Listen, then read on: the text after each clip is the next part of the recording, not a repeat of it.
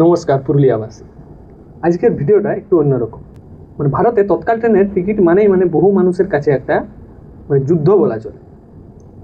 রাতভর লাইনে দাঁড়ায় থাকা, সারা রাত জাগে থাকা, তারপরও নিশ্চিন্ত না হওয়া যে টিকিট আদৌ পাবো কি পাবো না।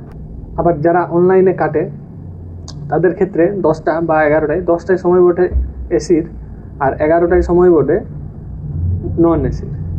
তো বুকিং শুরু হতেই অনলাইনের সার্ভার জাম হয়ে যায়। ওই জন্যে অনলাইনে টিকিট বুক করতেও পারা সম্ভব হয় না। তো তার আগে একটা অভিজ্ঞতা, আমার নিজের অভিজ্ঞতা বলি। আমি কিছুদিন আগে তৎকাল টিকিটের জন্য লাইন দিয়েছি। তো আজকে মনে করুন 10টা যেই না বাজেছে, তো পরের দিনের তৎকাল টিকিটের জন্য অলরেডি কাগজ ফেলে দেবে, কাগজ ওইখানে রাখার শুরু হয়ে যাবে। সব থেকে বাজে নিয়ম হচ্ছে এইটা। এরপর কাগজ তো দিয়েছি, রেখেছি। মোটামুটি আমি গেছি আগেই কাগজ 10টার দিকে দিয়ে নিয়েছি। তারপরে 2টার সময় একবার চেক করেছি, ঠিক আছে।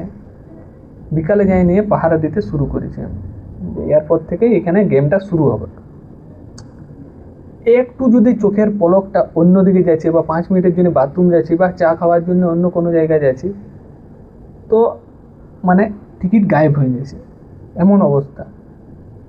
ওইখানেই কিছু দালাল চক্র ঘুরছে, যারা আপনার টিকিটটা হুট করে গায়েব করে দেবে, হাফিস করে দিচ্ছে, আর আপনি বুঝতেও পারবেন না। এমন একটা পরিবেশ ওখানে তৈরি হয়ে যায়। তো সারা রাত ওখানে লাইন নিয়ে জায়গায় থাকতে হয়, তবে যাই পরের দিনের জন্য টিকিটটা পাওয়া যায়। সেও যদি আপনি 3-4 নম্বরে থাকেন, তাইলে কিন্তু আর ট্রেনের টিকিট কনফার্ম পাওয়া একদম অসম্ভব। যদি 1 বা 2-এ থাকেন তাও হতে পারে।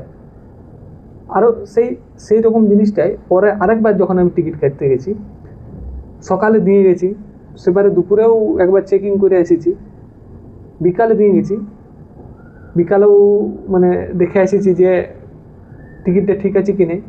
বিকালেও ঠিক আছে। রাত 9টা অবধি দেখেছি টিকিট ঠিক আছে।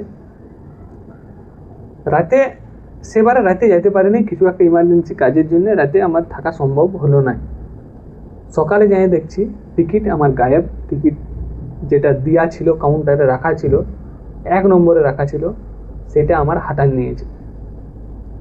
তো এই যে ভোগান্তিগুলা, মানুষকে সারা রাত জাগিয়ে থাকতে হবে, এই জিনিসটা কিন্তু আমাদের কিছু স্পেসিফিক কিছু স্টেশনেই আছে। বাকি সব স্টেশনের নিয়ম আছে। আমি যে যতটুকু জানি বা শুনেছি, যে সকাল 10টা বাজলো, সেই দিনে তৎকাল টিকিটের লাইন শেষ হলো, আর আরপিএফ একটা বোর্ড বাইর করে দেয়। বোর্ডে প্রথমে যে আসে তার নামটা লিখে, সেকেন্ডে আসে যে অমনি করে 3-4-5 জন নাম লিখে দেয়, বোর্ডটা ভিতরে ঢুকান দেয়। তাইলে আর কোনো চিন্তা থাকলো না যে আমার নামটা কেউ কাটিয়ে দিবে বা আমার নামটা কেউ ছেড়ে ফেলে দিবে, কারণ আরপিএফের কাছে তথ্যটা থাকে গেল। এই নিয়মটা কত সুন্দর নিয়ম। রাত জাগাজের কোনো ব্যাপার নাই, ভোগান্তির কোনো ব্যাপার নাই। যারা বয়স্ক মানুষ আছে তাদের কত একটা ভোগান্তি এটা হয়, সেটা তো আপনারা বুঝতেই পারছেন। তো এই নিয়মটা যদি আমাদের পুরুলিয়াতেও চালু করা হয় তৎকাল টিকিটের ক্ষেত্রে, যে 10টায় এসির, থার্ড এসির টিকিট শেষ হবে, তৎকালের ঝামেলা মিটবে, আর আরপিএফ একটা বোর্ড দিয়ে নেবে, পরপর যারা নাম লিখে যাবে, 1 ঘন্টা বা 2 ঘন্টা পরে আসে নিয়ে আরপিএফ ওইটা ভিতরে ঢুকান দেবে। তাইলে আর কোনো চাপেই থাকলো না।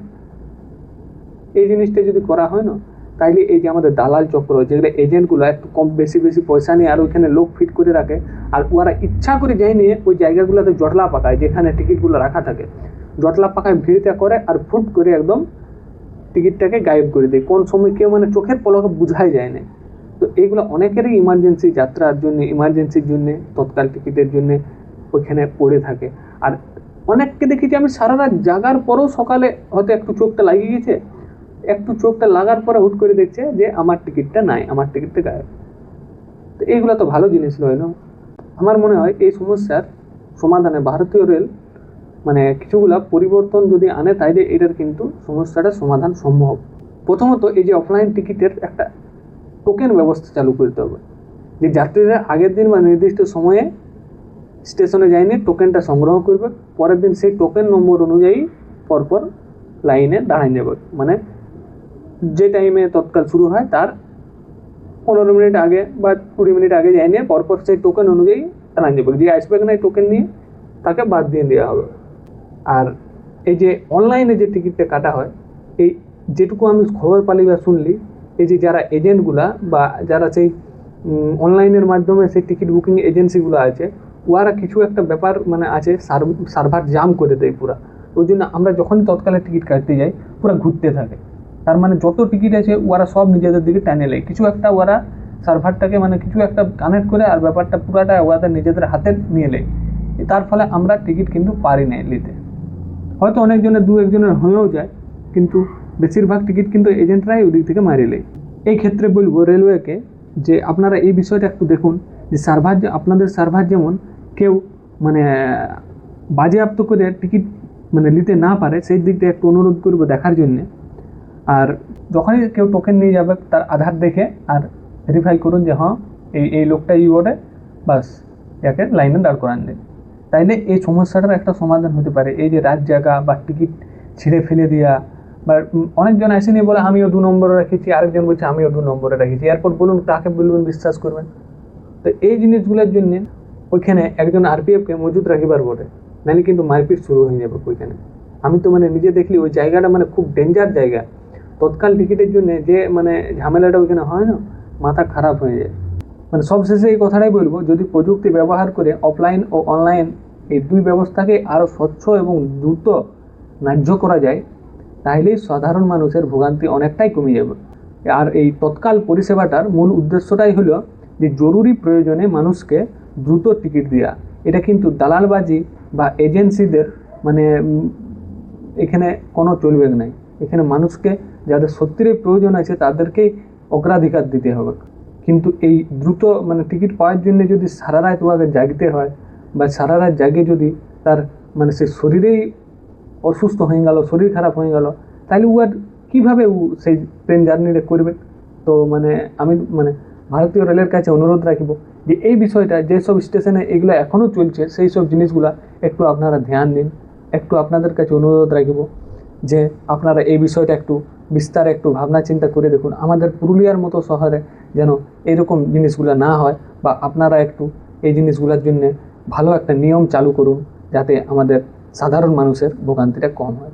আর যদি কিছু ভুল বলে থাকি তাহলে কিন্তু ক্ষমা করে দেবেন, বা আমাকে সেই ভুলটা ধরান দেবেন। তো ঠিক আছে, সবাই ভালো থাকুন, সুস্থ থাকুন, গুড বাই।